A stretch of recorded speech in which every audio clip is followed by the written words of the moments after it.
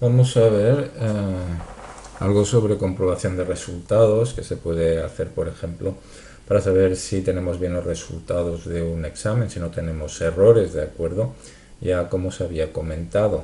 Así que vamos a empezar con un ejemplo muy sencillo, pero es una técnica que se puede aplicar a todo tipo de problemas, ¿no? Imaginemos que tenemos un triángulo rectángulo y los catetos valen 3 centímetros y 4 centímetros y estos serían los datos. Entonces la incógnita del problema sería x, sería la hipotenusa. Entonces, ¿cuánto vale esta hipotenusa? Voy a poner 5 centímetros. ¿Es cierto esto? Bueno, ¿cómo sabemos que es cierto? Bueno, si recordamos el teorema de Pitágoras, decía que la hipotenusa era la raíz cuadrada de los catetos al cuadrado, ¿no? Fijaros que siempre llevo las unidades, cosa que os aconsejo, aunque dé un poco más de trabajo, porque se pueden evitar errores haciendo un análisis dimensional, que es un tipo de comprobación de resultados. Fijaros que tenemos centímetros al cuadrado, pero luego hay la raíz cuadrada, con lo cual las unidades quedan en los dos sumando centímetros, con lo cual pasa el test dimensional, ¿vale? Con lo cual el valor numérico son 4 al cuadrado 16 más 3 al cuadrado 9, 25. Raíz cuadrada 5 centímetros, ¿no? Con lo cual el resultado este era correcto, pero hemos de recordar el teorema de Pitágoras o bien demostrarlo. De hecho, demostrarlo, había un libro con más de 300 demostraciones que me quedé sorprendido, entre demostraciones algebraicas y geométricas y alguna dinámica que tiene que ver con física, pero no es necesario. Además, muchas veces, en este caso no es muy complicada la demostración, son complicadas, largas, y aquí lo que pretendemos son métodos rápidos de comprobación de resultados que se puedan realizar rápidamente, pues durante un examen, por ejemplo. Imaginemos que no recordamos bien la ecuación y nos parece que igual es 3 centímetros más 4 centímetros, ¿de acuerdo? Sumamos linealmente en lugar de geométricamente, en lugar de cuadráticamente, perdón. En lugar de suma cuadrática, que es la que hemos hecho aquí, hago una suma lineal y esto me da 7 centímetros. ¿Vale? Y mucha gente pues se equivoca y se queda tan ancha. Sin embargo, es fácil comprobar que es imposible que sean 7 centímetros la incógnita, la x. ¿Por qué? Pues bien, fijémonos que entre dos puntos, este y este, la línea más corta es una recta, ¿de acuerdo? Con lo cual 5 centímetros ha de ser más pequeño que la suma de los catetos, ¿de acuerdo? Que no van en línea recta, van entre los mismos puntos, pero no en línea recta. Por lo tanto, sabemos, el resultado siempre hemos de intuir o más o menos saber qué resultado nos va a dar, incluso antes de hacer cualquier cálculo. Solo leyendo el enunciado del problema hemos de intentar ver al menos el orden de magnitud del resultado. Aquí lo podemos acotar bastante, de forma bastante precisa, porque sabemos que ha de ser menor que la suma y por otra parte ha de ser mayor que cualquiera de los catetos, ¿no? Esto también es fácilmente comprobable, y en concreto del más largo, que es el de 4 centímetros, ¿vale? O sea, que x está entre 4 y 7 centímetros, con lo cual 5 centímetros evidentemente cumple con la desigualdad que hemos puesto aquí, pero 7 centímetros no, con lo cual este resultado es falso. Imaginemos que alguien lo recuerda bien y escribe la raíz cuadrada de 3 centímetros más 4 centímetros, ¿vale? ¿Y aquí qué pasa? Bueno, esto aproximadamente da 2,6, la raíz cuadrada de 7, ¿de acuerdo? Y la unidad, fijaros que ya no cumple, porque hay una raíz de centímetros, raíz así, que por las unidades ya sabemos que está que esta expresión, esta no es correcta. Y por otra parte, numéricamente tampoco cumple. ¿De acuerdo? Aunque una sola comprobación ya sería suficiente para saber que es falso. Pero imaginemos, las unidades dieran centímetros, en una raíz cuadrada de centímetros también, tampoco estaría correcto, porque 2,6 es menor que 4, ¿de acuerdo? Con lo cual x es imposible que sea 2,6. Y ahora indicaros que hemos trabajado solamente con expresiones numéricas, ¿de acuerdo?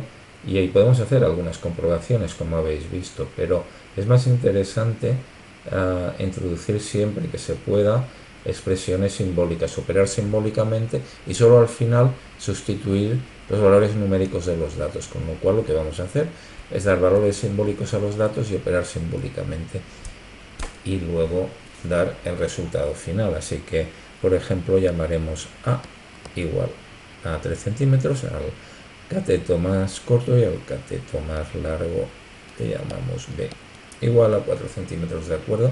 Con lo cual aquí, de forma simbólica, pondríamos que x igual a raíz cuadrada de a cuadrado más b cuadrado, ¿de acuerdo?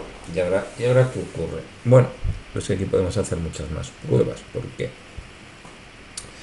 Porque por una parte podemos hacer variar, o sea, aunque A y B sean los datos, como los tenemos de forma simbólica como una variable, fijaos que los datos los pongo con las primeras letras del alfabeto, A, B, C, etc.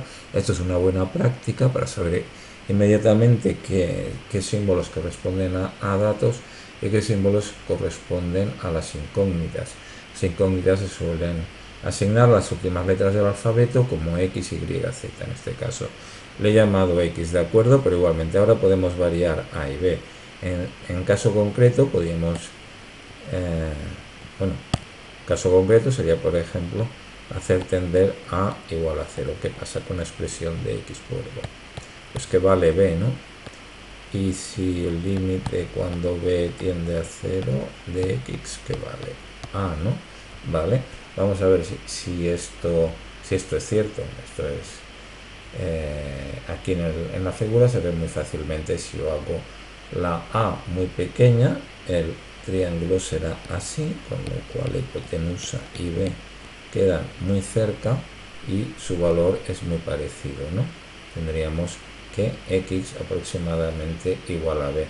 Y si hago B muy pequeña, ¿qué pasa? El triángulo sería de esta forma, quedaría muy pegado a, y entonces la X sería muy parecida a, ¿de acuerdo? En el límite sería igual, con lo cual aquí efectivamente comprobamos que esta ecuación pasa esta prueba, Estas son pruebas adicionales que podemos hacer sobre la ecuación y que las otras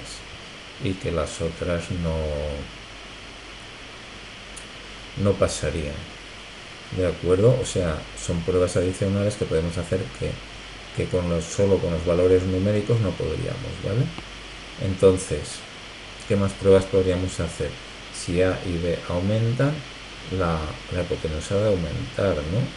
Aquí lo vemos, si la A la hacemos más grande o la B la hacemos más grande, la X naturalmente va a ser más grande, ¿no? Y aquí que vemos, efectivamente, que si aumenta la X aumenta, si aumenta la X aumenta, si disminuye ¿vale? Si hubiésemos puesto por error alguno de la A y B en el denominador, ya nos daríamos cuenta de que esa expresión no era correcta, porque cuando aumentase A disminuiría X, cosa que no puede ser, ¿de acuerdo? Y hay otra cosa, que hay simetría. Yo a la A la podría haber llamado B y a la B A, ¿no? Sin ningún problema. Y sin embargo la X me tendría que dar lo mismo, con lo cual la expresión matemática de X, la ecuación, ha de ser simétrica en A y en B. Fijaros que aquí, si intercambiamos la A por la B, nos sigue quedando exactamente la misma expresión, con lo cual es correcto, ¿vale? Ya veis que hemos podido someter esta expresión simbólica a más pruebas de las que habíamos hecho antes, solamente teniendo en cuenta valores numéricos. Por tanto, mi consejo, siempre que se pueda, a veces no se puede porque la expresión simbólica se hace demasiado compleja, siempre que se pueda operar simbólicamente y luego sustituir A y B por 3 y 4 centímetros y ya podemos hacer todas las demás pruebas, pero además sobre la expresión simbólica hemos podido hacer estas pruebas adicionales, ¿de acuerdo?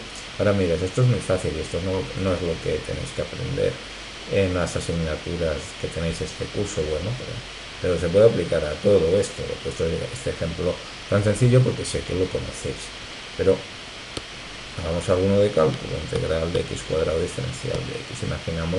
Imaginemos que no recordamos exactamente el valor y cuál es la integral y no sabemos si es 2x o pongamos por caso x cubo partido por 3. ¿Cómo podemos determinar cuál es la expresión correcta? Muy fácil. Fijaros que en general en matemáticas es abstracto, entonces las variables no tienen unidades. Cuando se trabaja en matemática pura, lo que pasa es que esas cantidades podrían tener cualquier tipo de dimensiones y de unidades, ¿de acuerdo? Por ejemplo, x podríamos ser una unidad de longitud y podemos concretar la unidad si queremos, por ejemplo, en metros, si nos es más cómodo, pues vale, x tiene unidades de metro, definimos arbitrariamente, ya que matemática es muy abstracta, la x es muy general y puede tener cualquier tipo de unidades. De acuerdo, pues x al cuadrado tiene unidades de metro cuadrado y está multiplicado por diferencial de x, que es una cantidad muy pequeña, una cantidad infinitesimal de x sigue teniendo las mismas unidades de x, que es metro, con lo cual metro cuadrado por metro cúbico, de acuerdo, tiene dimensiones de volumen, esta integral. Y la S, el símbolo, esta S estilizada, el símbolo de integral, que es un símbolo de suma, es una suma, fijaros, de cantidades infinitesimales, que puede dar una cantidad finita, es lo que representa, no introduce ninguna dimensión adicional, ¿de acuerdo? Con lo cual hemos de ver en el resultado, ¿qué resultados tiene? Dimensiones de metro al cúbico, evidentemente este no, este tiene dimensiones de metro, solo está la x, y este de aquí, el de x cubo, tiene unidades de metro al cubo, ¿vale? Con lo cual la integral correcta es esta y no 2x. Pongamos un caso a la inversa, derivada de x al cuadrado respecto a x. Son muy sencillas, porque sé que las conocéis, pues se pueden aplicar a casos más complejos y os dejo como ejercicio que apliquéis todo esto a todo tipo de ecuaciones que encontréis por allí, en los apuntes, asignaturas, problemas que resolváis, exámenes que resolváis, lo que sea. Bueno, supongamos que no sabemos si es 2x o x cubo partido por 3 como antes. Pues veamos ahora qué dimensiones tiene esta expresión de aquí. Fijamos que la de arriba, diferencial x al cuadrado, serían metros cuadrados, dando a la x unidades de metro igualmente, y en el denominador metro cuadrado partido por metro, resulta que la derivada esta tiene que tener unidades de metro. 2x tiene unidades de metro y x al cubo, como antes, tiene unidades de metro cúbico, y por lo tanto la expresión correcta es 2x, ¿no? La derivada, y esta es incorrecta en este caso, ¿vale? Y ahora pasamos ya a un ejemplo de electrónica, que yo por algo sé algo más, ya que soy profesor de electrónica, como sabéis, pues bueno, también muy sencillo, Este ejemplo es de la ley de Ohm. Imaginemos que no estamos muy seguros de la corriente que pasa por una resistencia. Si la expresión es tensión partido por resistencia o resistencia partido por tensión. Esto me ha pasado, lo he visto en exámenes que corregido, que se ha puesto la expresión incorrecta.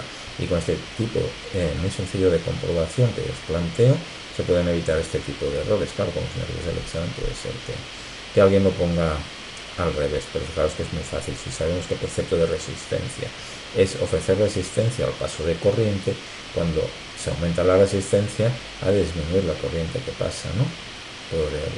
por el resistor, y al contrario, si el valor de la resistencia disminuye, al aumentar la corriente, con lo cual la expresión correcta es esta.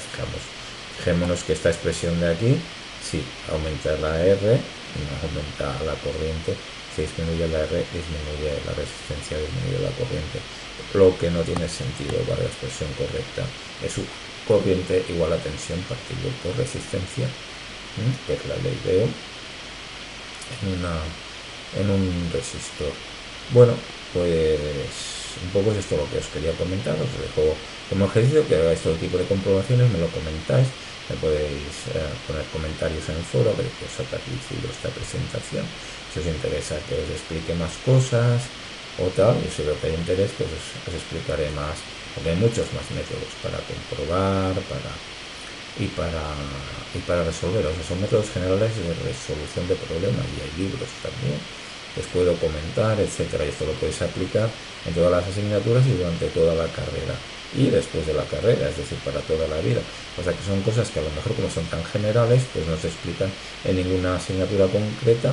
Entonces esta tutoría, pues bueno, puede ser un lugar adecuado, me ha parecido a mí para explicarlo. Bueno, pero vosotros diréis ya lo que os parece y si no, pues bueno, también me lo podéis comentar en la próxima sesión de tutoría que será ¿verdad? El 5 de noviembre, miércoles 5 de noviembre a las 5 de la tarde en vuestra aula habitual. Bueno, pues nada, voy a apagar el vídeo.